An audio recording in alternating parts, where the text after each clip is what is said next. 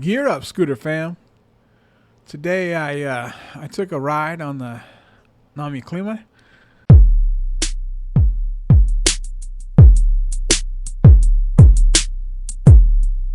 Before I get started, I want to remind you guys there are 3 ways to support the channel: buy me a coffee, pick up some merch, or join my Patreon. And I appreciate your support.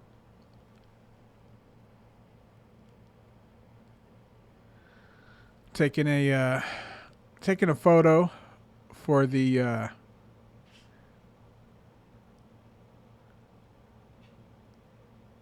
considering taking a photo for the thumbnail. You guys are curious what I'm doing here. Yeah, I like I said, I'm trying to get a good photo for the thumbnail. We'll see how it goes. I have some other ideas now that I took this, but that's what I'm doing here. If you guys are curious, just trying to get a good angle on the Klima next to this hill with the sky in the background. I thought would be a cool picture for the thumbnail. I don't do a lot of this. I'm not even sure I'm going to use it for the thumbnail. I haven't started creating the thumbnail yet, so we'll see. Since I took this ride, I found out some information I'm going to get into for this video that I haven't really discussed yet, because it's sort of a interesting little rumor going around, sort of some speculation and some maybe some leaked photos or whatever. But we'll get into that. Anyway, it's gonna be a good day. So I thought I'd do that while I'm talking, and just go over a few things. So as I was browsing around, I don't know if anybody else has seen this, and I did hear something about this, but it was just some chit chat, and I hadn't seen anything legitimate, and I still haven't seen anything super legitimate. But it's more than just chatter. This time I actually seen a photo, but based on the photo, and interestingly enough, some chatter I had ran across before was a rumor about Voro Motors coming out with a new e-move scooter, a whole new scooter. So it's not an update of anything. It's actually an entirely new scooter. And I had heard this before, but I hadn't actually ran across anything myself. And then on a board today, someone posted a picture of a scooter that they said was on Voro Motors website. I went to the website and I didn't see it. But anyway, here's a picture of it. I'll put it up above. But it's really interesting. If you can see, the picture shows a white e-move scooter with it looks like maybe a test rider or something like that on it. Some people are speculating this is not for general release to the public. This was something they were working on, for other stuff or whatever. Who knows? But I did not see the picture on the website, but I have heard this story before, which is interesting. And now there's a picture to go along with it that someone happened to snatch. The person said that they contacted Voro and asked them about the picture, and that they said that it was the Cruiser V2, but you could tell by the picture it is not. It's a dual stem e-move scooter. So yeah, that's really interesting. I'm just sort of thinking about this in my head. I'm trying to go over what the scooter could be, where it could fall at. Like I said, I'm just having a nice time riding today, and thought I would talk about this since I found out. But anyway, I think that's really interesting. Obviously it's going to be a step up from the V2. It looks way beefier, way nicer than the V2. It seems like it's got some really nice suspension. It's got a super beefy stem, that dual stem. It looks like it could be pretty fast, so I would expect it to be maybe $2,500 to $3,000 range. Hopefully that's the target. Going up around 4,000 plus on a scooter like that. I mean, you could do it. Try to compete with like the InMotion RS, something like that along that line. But man, that would be tough to do. And I'm sure they can sell it, but it all depends what it is. I don't know. There's no information to go along with it. So, is it a 60-volt system? Is it a 72-volt system?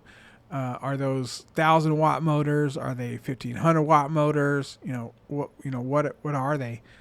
And so that's just some stuff that I thought was really interesting. That popped up, and I didn't know if any of you guys had heard this, but I thought it was an interesting. I thought it was an interesting story that this guy was saying that he found it, and I had heard before that 2025 that Voro was working something, and that there had been some pictures leaked, which is interesting because I didn't see any. I only heard this, and this is the first time I've seen it. I even Googled it. I couldn't find any pictures. Maybe I'll do some more looking.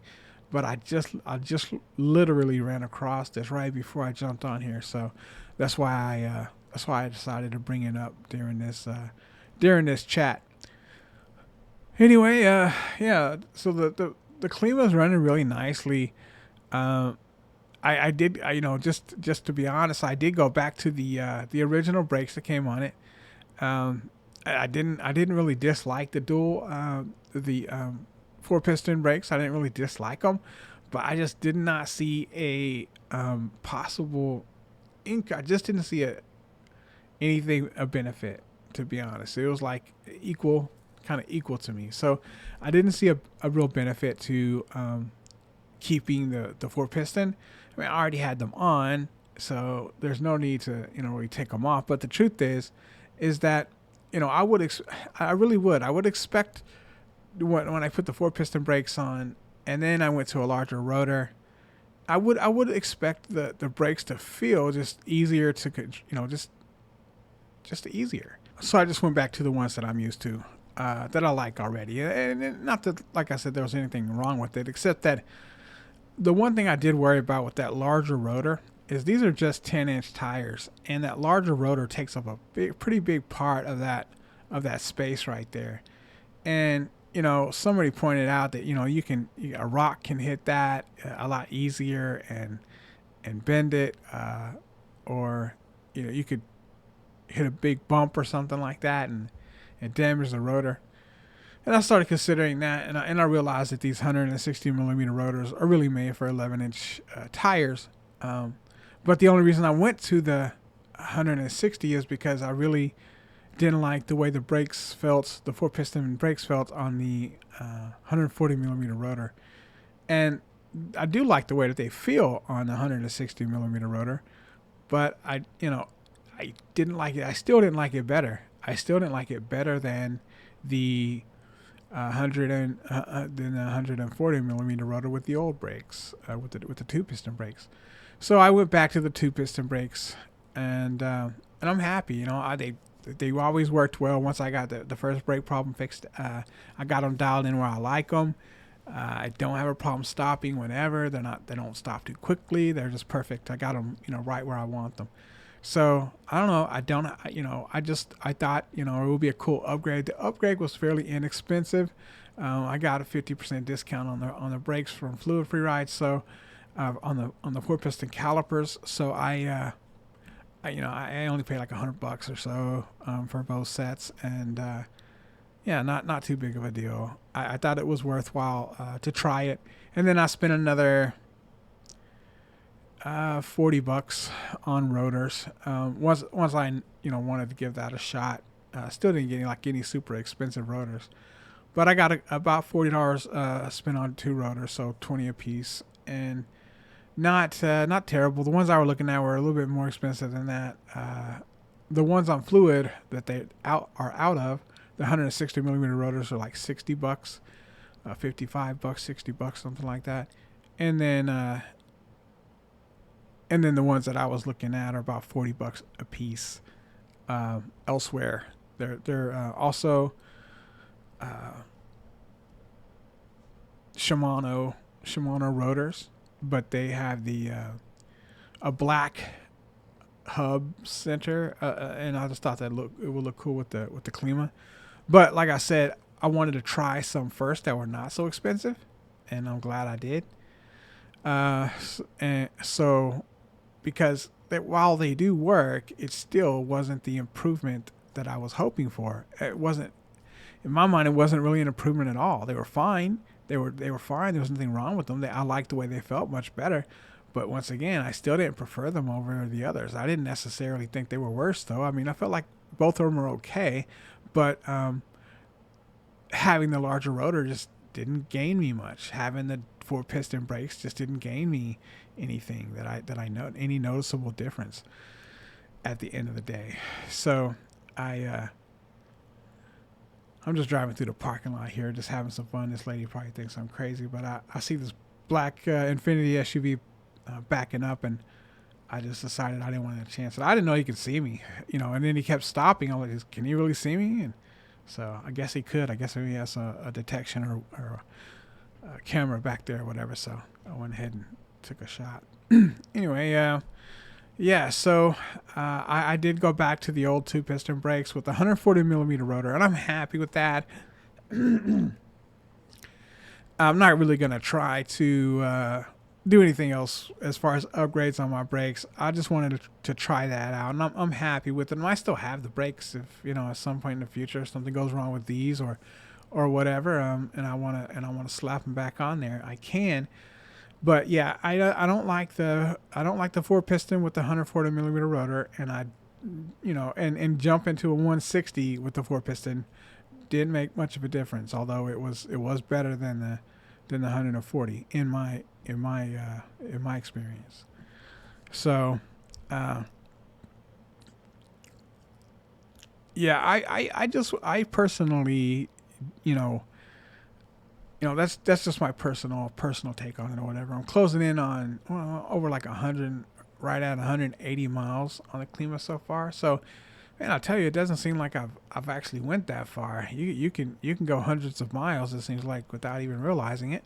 I feel like I haven't driven it that much compared to my my Journey Max scooters, but it's just been, the weather hasn't been near as nice, and I just haven't been able to haven't been able to get out as much. So, I've been itching to get out there and another nice day. Today is about 60 degrees Fahrenheit where I'm at, and not too bad. Sunny. The wind is a bit brisk. That's the worst part about it all. And then you're riding around on the scooter, which intensifies that. So I don't have any. I got my gloves on. I'm wearing like my Nike hoodie and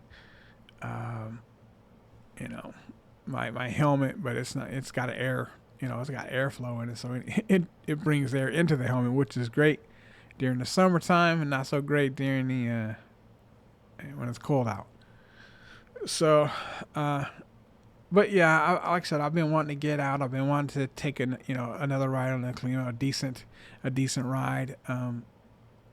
I haven't had good enough days to really do that, and so I've gotten no opportunity to take any video until today. So happy to get some more video and go over it. But yeah, as far as the Klima right now, I'm really happy. I don't have any problems with it. Everything's running smoothly. The brakes are working great. I got there's nothing bad going on. So at the moment, the creaking stem, I ended up adding some WD-40 to the stem around just around where the where it moves around, when you're moving and so forth, just down in there. So the creak is gone. So if it comes back, it's just simple. It's just lax lubrication, and so yeah, that's it. It doesn't. That seems to be something. It's kind of like you have to stay on top of. I don't know why it's so loose like that. But anyway, so my Journey Max hooks up and it's just like click, click, and it doesn't do anything, and so there's no creaking, there's no moving, there's no play whatsoever. This one's just a little bit different designed, although still very nice. But it just has that little kind of play in the stem, and then a creakiness that comes along with it, unless you lubricate the joint. So that's what I once again that's what I did. That's been not really a problem since then. I'm getting very good at changing the brakes on the Klima, and I'm sure that'll translate across any scooter that I get. Brakes are brakes. They're hydraulics, so I don't think they get much more complicated than that on the scooters that I'm aware of. But yeah, uh, range is a little less during the when it's cold out. It's not quite as good, but it's not that much different. It doesn't cut in half or anything. I mean, I haven't ridden it in anything under 55, 60 degrees Fahrenheit. That's as cold as I'm really interested in riding around anyway. I might have been close to 50 at the lowest, but that was a short trip maybe. But yeah, 55 to 60 if it's sunny out, and I went out on, it was 55 the other day. It was 55, windy, overcast. It was a bit chilly to be out on a scooter that day. But I mean, I could gear up. I have I moved here from Colorado, so I have some cold weather stuff. A mask I could put on. So I had to. A lot of time when I live in Colorado, I was taking public transportation. Uh, Intentionally, I wanted to see how I could get around Denver with without a car. And so I didn't buy a car for about 5 years, and then I had moved there, and then I would live there for about 6 years. So the first of years that I lived there, I walked and took public transportation, and it was very good for me. I got I was it made me a lot healthier in that environment and culture. I really missed Denver a lot in that regard. It's really expensive to live there though, and during COVID I had to bail. But up until then, it was going great. I haven't really considered moving back. Now I live in Oklahoma, and it doesn't get near as cold, and it's a little more warm in the summertime, but it's not as nice. I wish I was riding out in the mountains right now in Denver on my scooter. Plus, Roadrunner is in Denver, so. And if I was still living in Denver now that I'm into electric scooters, I'll probably be spending most of my time up there at Roadrunner. They let you test ride their scooters and whatnot. That's all I'd be doing if I was in Denver, riding around on Roadrunner scooters probably. And man, what a place to ride around on a scooter! I love just to walk there. It's so peaceful and just serene. Living in Denver was one of the more amazing experiences I've ever had. Originally, I'm from Dallas, and moved to Denver back in 2013, and had a buddy. I had a buddy in Denver who needed a roommate, and I was looking to make a change, and so I moved to Denver, Colorado, in July 2013, and man, it had a serious effect on me. Just being up there in the mountains, it had a serious effect. As weird as it sounds, um, just it kind of changed me in a way, and like I said, I miss that a lot about the area. But being up in the mountains and in the culture in Denver is just a very just a really like a it's hard to explain, but coming from Dallas is just way different. And just being up, like I said, just living there, right? You can go visit Denver, but until you live in Denver and you watch the mountains change in front of you, like, as the seasons change, it just affects you. It affects you on a level that you didn't even really know existed. Um, anyway, I'm getting off the topic, talking about electric scooters. But honestly, I really enjoyed my time there, and like I said, COVID kind of hit and kind of messed up stuff, and so I bailed to Oklahoma with some family. I really like it here, and closer to home. I'm only not too far from being Oklahoma is much closer to Texas than Colorado. So if I had to go home, it doesn't take me near as long to go. And I have family still in Dallas, so although I haven't been in a couple of years, I do have family there. And if I had to go on a moment's notice for whatever reason, I could. But yeah, it's just very very nice to be able to get out on a scooter and just go, for a nice ride. It's peaceful. I think I saw someone on one of the boards asking if they thought that it helped your uh, depression and your anxiety. I think, and everybody that chimed in was like, yeah, it absolutely does. And this person thought they were weird for thinking that, but I think that everybody can kind of relate to that. That ride scooters is kind of what it does for your mood in general.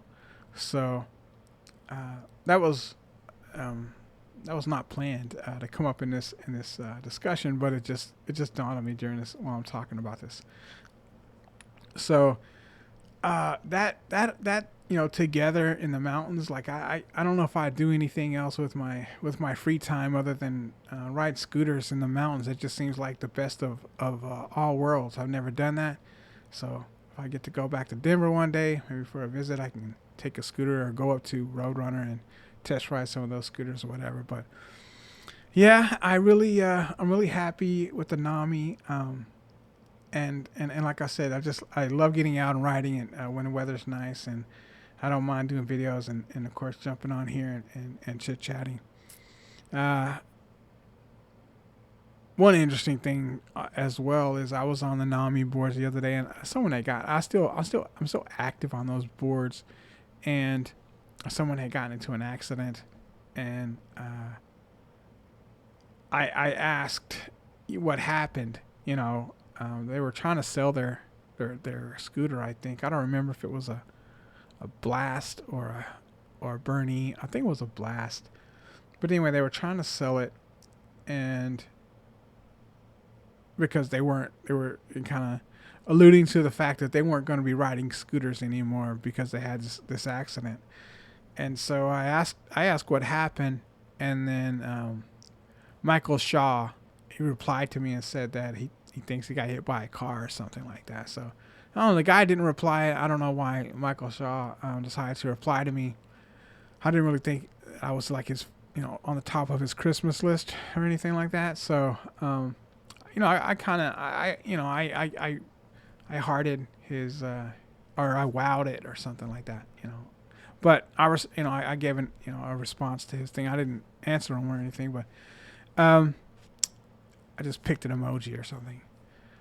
But anyway, I thought that was, I was like, okay, well, he knows who I am. He's I've made an impact. So I just didn't think it was a good one. I didn't think I made a good impression.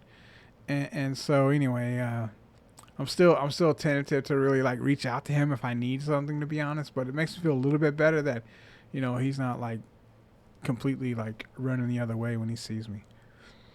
Guys, if you enjoyed this content and you found it helpful, please like, share, and subscribe. Consider joining me on Patreon, pick up some merch, or buy me a coffee. Thanks, and happy riding.